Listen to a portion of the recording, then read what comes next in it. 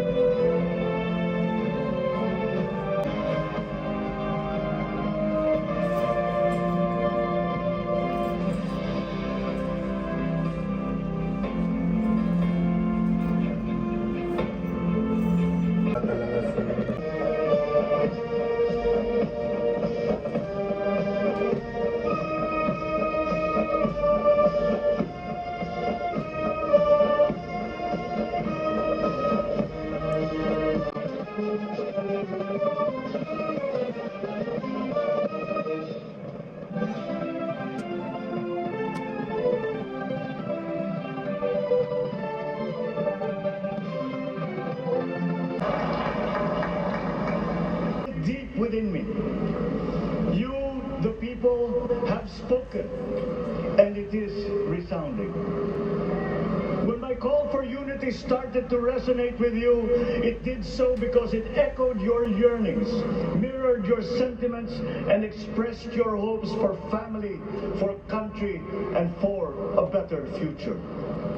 That is why it reverberated and amplified as it did, to deliver the biggest electoral mandate in the history of Philippine democracy.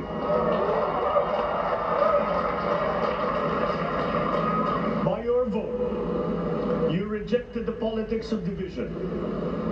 I offended none of my rivals in this campaign. I listened instead to what they were saying. And I saw little incompatibility with my own ideas about jobs, fair wages, personal safety, and national strength, and ending want in a land of plenty. That if we but focus on the work at hand and the work that will come to hand, we will go very far under my watch. You believe that too. At pinakinggan ko ang tinig ninyo na ang sinisigaw ay pagkakaisa, pagkakaisa, pagkakaisa. We will go farther together than against each other. Pushing forward, not pulling each other back, out of fear, out of a misplaced sense of weakness. But we are the furthest from weak. The Filipino diaspora flourishes even in the most inhospitable climes, where they are valued for their quality. The changes we seek will benefit all and will shortchange no one.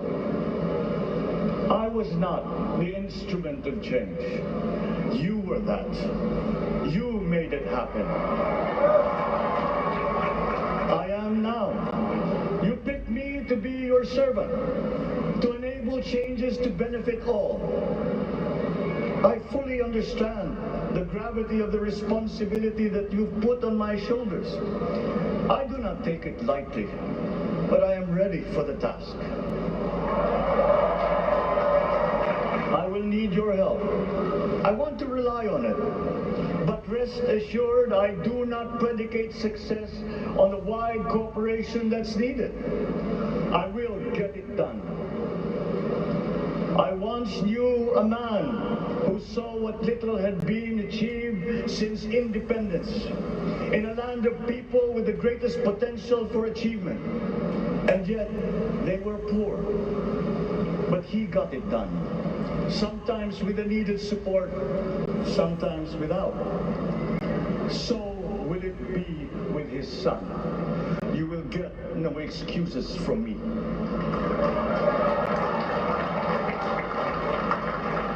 I am here not to talk about the past.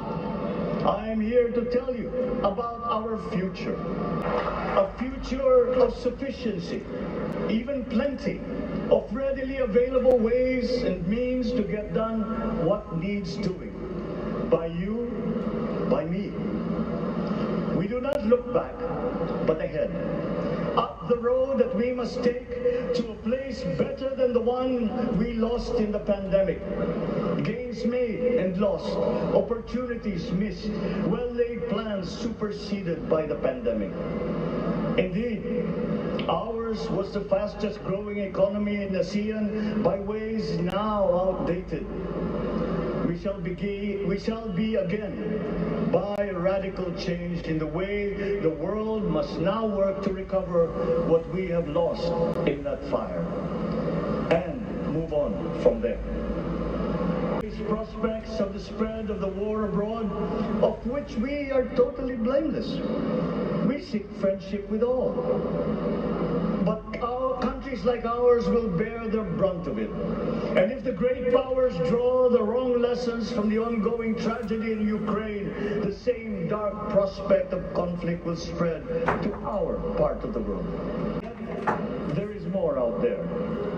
Like going forward by new ways of doing that the pandemic forces us to adopt. Hope of reconciliation. These gave me the peace to ponder deeper. There are hints of a road not taken that could get us out of here quicker to something better, something less fragile. There is also what you, the people, did to cope. But this time empowered by new techniques and more resources. You got by, getting some of what you needed with a massive government help. And for this, I thank my predecessor for the courage of his hard decisions. But there is a way to put more means and choices in your hands. I trust the Filipino.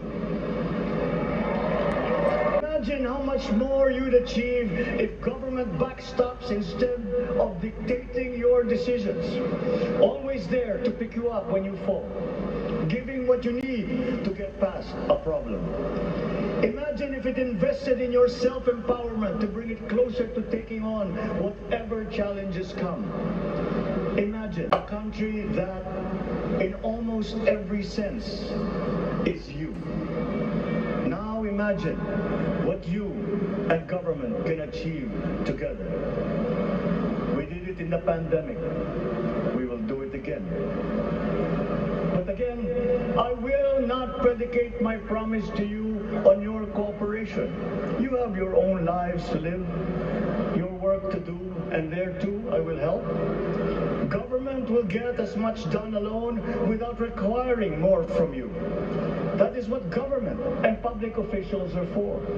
No excuses, just deliver. It was like that once upon a time.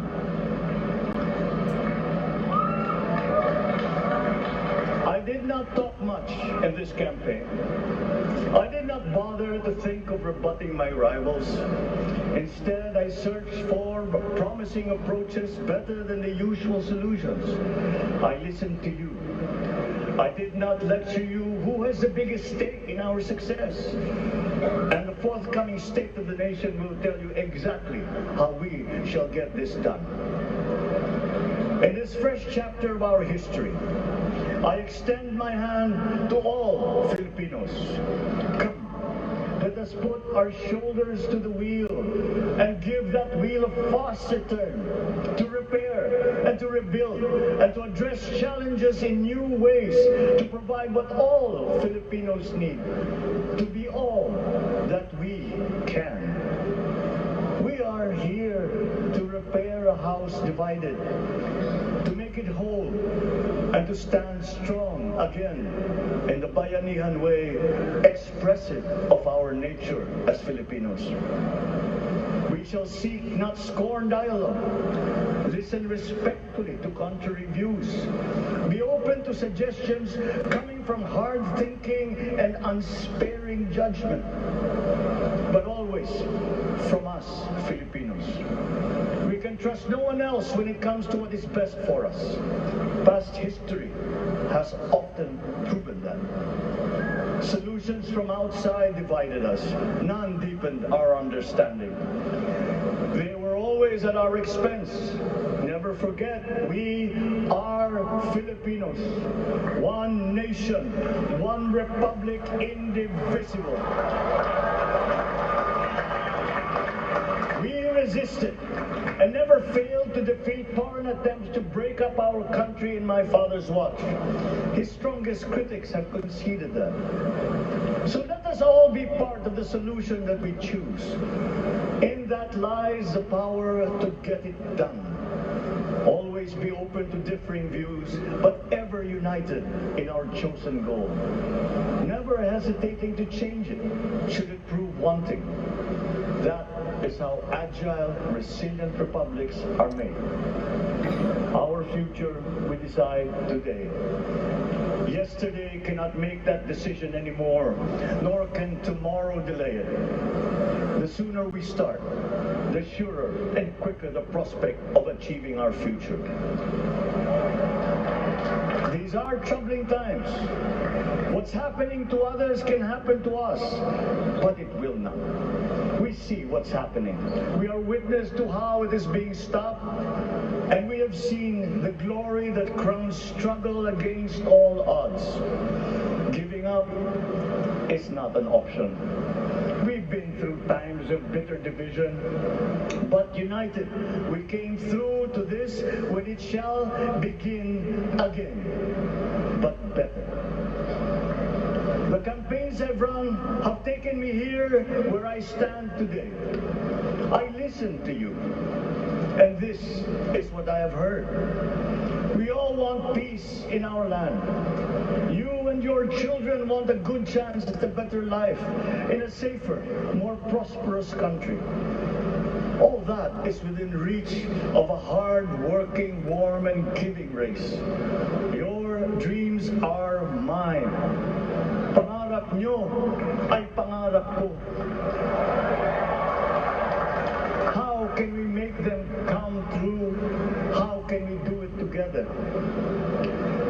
But I will take it as far as anyone with the same faith and commitment can, as if it depended entirely on himself. Sa pangarap na maging maunlad ang ating bansa, ang pangarap nyo ay pangarap ko. At sa pangarap na maging mas masinang ang kinabukasan natin at ng ating mga anak, ang pangarap nyo ay pangarap ko. We are presently drawing up a comprehensive, all-inclusive plan for economic transformation. We will build back better by doing things in the light of the experiences that we have had, both good and bad. It doesn't matter. No looking back in anger or nostalgia. And the road ahead, the immediate months will be rough, but I will walk that road with you. The pandemic ravaged bigger economies than ours. The virus is not the only thing to blame. What had been well built was torn down.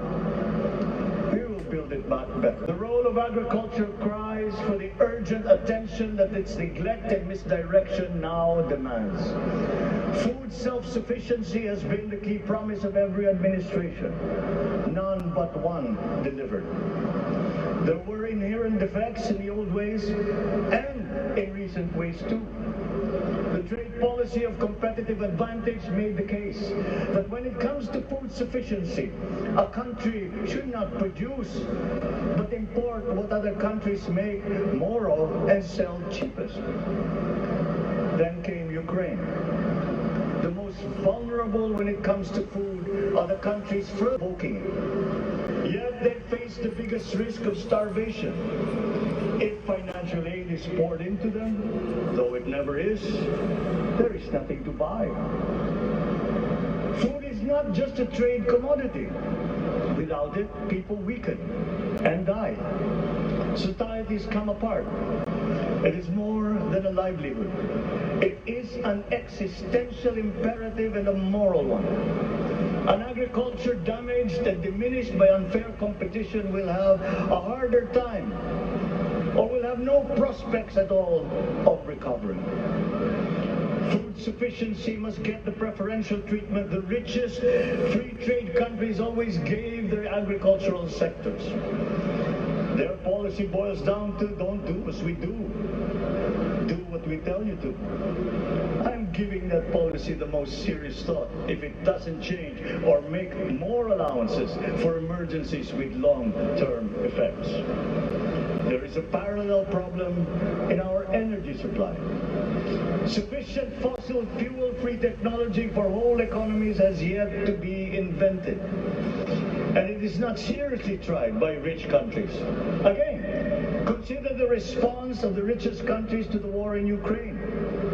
But surely, a free world awash with oil can assure supplies.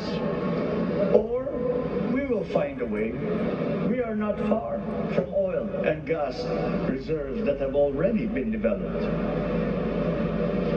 What we teach in our schools, the materials used must be rethought.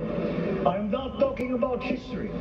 I'm talking about the basics, the sciences, sharpening theoretical aptitude and imparting vocational skills, such as in the German example, alongside the national language with equal emphasis and facility in a global language, which we had and lost. Let us give OFWs all the advantages we can for them to survive and to thrive. Our teachers from elementary up are heroes fighting ignorance with poor paper weapons. We are condemning the future of our race to menial occupations abroad. Then they are exploited by traffickers. Once we had an education system that prepared coming generations for more and better jobs. There is hope for a comeback. Vice President and soon-to-be Secretary of Education, Sara Duterte Carpio, will fit that mission to a T. We won't be caught unprepared, under-equipped, and understaffed to fight the next pandemic. To start with, we never got over the pandemic of poor, if any, free public health. The last major upgrade of a public health system, exemplified by the resources poured into PGH, predates the current shambles by 3 generations. Our nurses are the best in the world. They acquitted themselves with the highest distinction abroad, having suffered even the highest casualties. With the same exemplary dedication at home, they just got by. They are out there because we cannot pay them for the same risk and workload that we have back here. There will be changes starting tomorrow. I am confident because I have an OPLEC in my cabinet. There were shortcomings in the COVID response. We will fix them out in the open. No more secrets in public health. Remember, I speak from experience. I was among the first to get COVID. It was not a walk in the park. My father built more and better roads, produced more rice than all administrations before his. President Rodrigo Roa Duterte built more and better than all the administrations succeeding my father's. Much has been built, and so well, that the economic dogma of dispersing industry to develop the least likely places has been upturned. Development was brought to them. Investors are now setting up industries along the promising routes built. And yet, the potential of this country is not exhausted. Following the these giant steps, we will continue to build. I will complete on schedule the projects that have been started. I'm not interested in taking credit. I want to build on success that's already happening. We will be presenting the public with a comprehensive infrastructure plan. 6 years could be just about enough time. No part of our country will be neglected. Progress will be made wherever there are Filipinos, so no investment is wasted. The recovery of Philippine tourism, with its emphasis on accessing nature's beauty, I am sure will exceed expectations. And bigger is not always better, but there's something to be said for economies of scale. And yet the country invites investments in fast-rising industries with quick returns and inflicts irreparable damage for future generations. We have yet to see large-scale practical solutions to pollution, though some are beginning to emerge. But there are tried and proven new ways of mitigation. Blades have been turning over the sand dunes of Ilocos Norte, harnessing a power all around, but unseen, long before this day. I built them. The rich world talks a great deal, but does a lot less about it than those. I will try to spare you. You have your other responsibilities to carry. But I will not spare myself from shedding the last bead of sweat or giving the last ounce of courage and sacrifice. And if you ask me why I am so confident of the future, I will answer you simply that I have 110 million reasons to start with. Such is my faith in the Filipino. Believe, have hope. The sun also rises like it did today and as it will tomorrow. And as surely as that, we will achieve the country all Filipinos deserve. God bless the Philippines. God bless our work.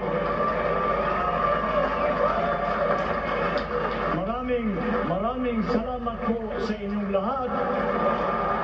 Mabuhay ang Pilipinas. Magandang tanghali po. The President of the Republic of the Philippines, President Ferdinand Romualdez Marcos Jr.